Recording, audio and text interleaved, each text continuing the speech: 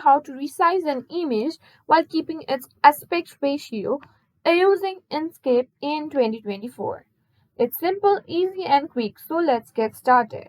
First, let's open Inkscape.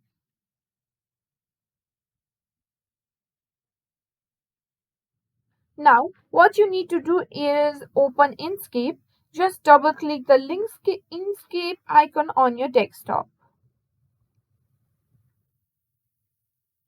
Once Inkscape is open, we need to import the image we want to resize.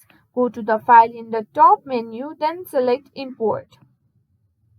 Navigate to your image file, select it and click Open. Your image will appear on the canvas.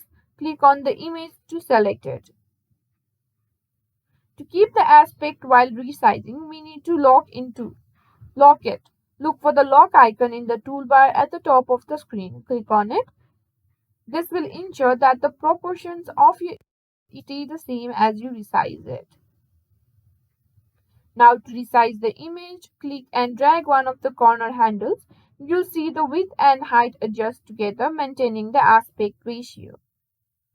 Once you're happy with the size, you can make any final adjustments, then save your work.